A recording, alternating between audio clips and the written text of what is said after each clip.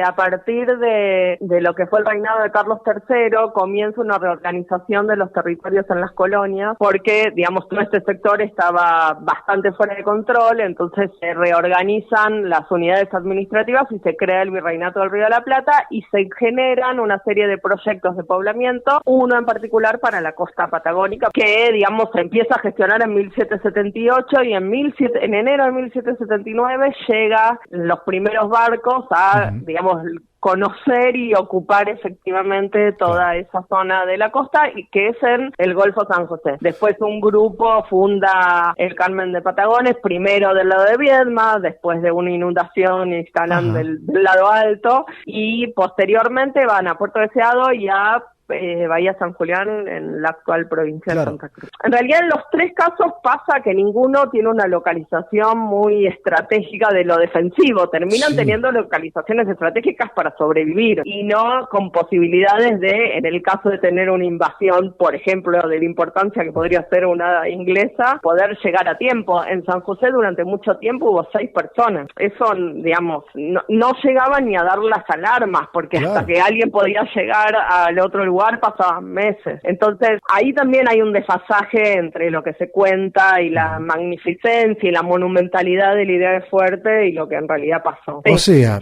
había chozas. La capilla del Fuerte San José, que está recreada en la isla de los Pájaros, ¿es la real entonces o no? No. Te respondo corto. Sí. No, lo que cuentan los documentos históricos es de intenciones y algunas pocas construcciones hechas con piedra o adobe, y la mayoría de las construcciones sostenidas en realidad con cueros, ni siquiera una choza en el sentido más tradicional, porque constantemente se están quejando que se les vuelan los cueros, que se llenan de ratas, que se les mojan las harinas, los granos, ¿no? Los alimentos que tienen ahí. Entonces tienen como muchas limitaciones por ese lado, y a esto nos referíamos con la precariedad, ¿no?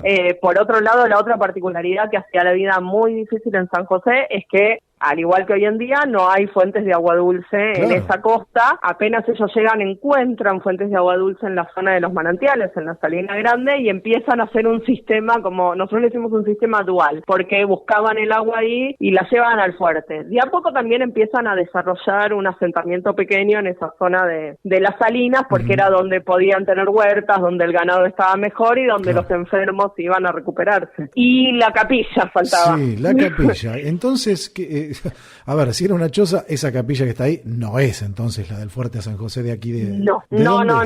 Esa capilla, la capilla de la Isla de los Pájaros, es resultado de un proyecto que se empezó a gestar en la década del 70 a partir de la Comisión Pro Monumentos para Gestas Españoles del Chubut, que a partir de estas investigaciones de Lucio Barba Ruiz y otros historiadores fueron consiguiendo documentación y cartografías en España, y lo que nosotros logramos encontrar, digamos, ellos a partir de determinados documentos generaron ese modelo de capilla que finalmente se construyó. Cuando nosotros logramos ver los documentos originales, nos empezó a llamar la atención varias características, desde quién firmaba, en qué año se firmaba, así como las dimensiones y las características constructivas, por esto que te comentaba antes, que a lo largo de los 30 años están quejándose por los problemas con los cueros, por la, digamos, infraestructura muy deficiente que tienen edilicia. Entonces, de repente en el plano aparecían esas enormes paredes de material, en otro de los planos había un segundo piso con rejas coloniales, y nosotros empezamos a desconfiar que esos planos fuesen los de San José, y efectivamente, rastreando, logramos ubicar que corresponden a la batería de San José de la Fortaleza de Montevideo. O sea que nosotros acá tenemos la reconstrucción de la capilla del Fuerte San José de Montevideo. La Fortaleza de Montevideo, sí. Mirá no, es una mezcla, porque es un plano de la batería y un plano de la entrada de la Fortaleza de Montevideo. Claro. No existe ese edificio. Miramos. Una mezcla de dos cosas.